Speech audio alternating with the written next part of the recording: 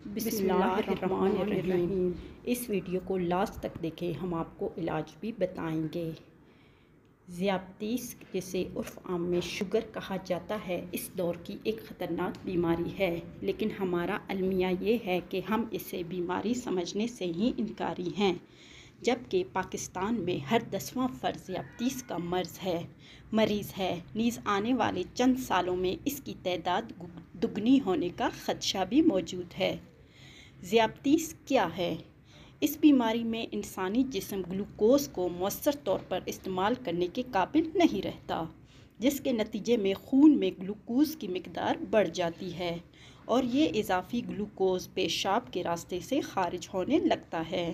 Insulin ایک hormone ہے جو لبلبہ سے خارج ہوتا ہے، جو گلوکوز کو استعمال میں لانے کے لیے اہم کردار ادا کرتا ہے، لیکن جب لبلبہ انسولین بنانا بند کر دے یا انسولین کام نہ کرے تو ذیابطیس کا مرض لاحق ہو جاتا ہے۔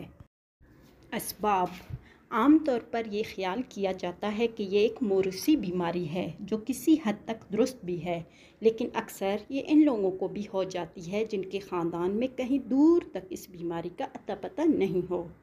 ایسی خواتین جن کے بچے 9 پاؤنڈ سے زیادہ وزن کے پیدا ہوں، ایسے افراد جن میں HDL کولیسٹرول کم اور ٹرائیگلیسرائڈ کی سطح زیادہ ہو جائے، ہائپر ٹینشن کے شکار افراد۔ اکثر خواتین کو دوران حمل بھی ذیابطیس ہو جاتی ہے۔ انسان کا موٹاپا بھی اکثر ذیابطیس کا سبب بن جاتا ہے۔ اس بیماری کے نقصانات: نمبر 1، وہ شریانیں جو انسانی جسم کو خون فراہم کرتی ہیں، زیادہ شکر سے ناکارہ ہو جاتی ہیں۔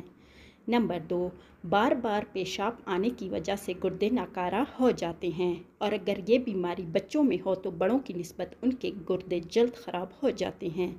نمبر 3، ذیابطیس کا مریض بہت جلد بینائی کی کمی کا شکار ہو جاتا ہے۔ نمبر 4، کولیسٹرول کی مقدار بڑھ جاتی ہے، جس کے سبب ہائی بلڈ پریشر کا عارضہ لاحق ہو جاتا ہے، جس سے دل کی بیماریاں جنم لیتی ہیں۔ نمبر 5، ذیابطیس میں قبض کی شکایت بھی پیدا ہو جاتی ہے اور مریض پٹھوں کے درد کا شکار ہو جاتا ہے۔ نمبر 6، خون میں شوگر کی زیادہ مقدار اعصاب کو بھی نقصان پہنچاتی ہے۔ نمبر 7، فالج کا بھی خطرہ بڑھ جاتا ہے۔ احتیاطی تدابیر: پرہیزی کھانے کے ساتھ مریض کو روزانہ ورزش کرنا بہت ضروری ہے۔ نمبر 2، سادہ کھانا استعمال کریں اور چہل قدمی کو اپنی زندگی کا لازمی جز بنا لیں۔ نمبر 3، ذیابطیس کے مریض کو چاہیے اگر وہ موٹا ہے تو فوراً اپنا وزن کنٹرول کرے۔ نمبر 4، خود کو ذہنی الجھنوں سے آزاد رکھیں۔ علاج: ذیابطیس کا مرض دریافت ہوتے ہی فوراً ڈاکٹر سے رجوع کریں اور اپنا باقاعدہ علاج شروع کریں۔ وقت پر اپنے ٹیسٹ کروائیں اور کوشش کریں جسم میں شکر کا تناسب برقرار رہے۔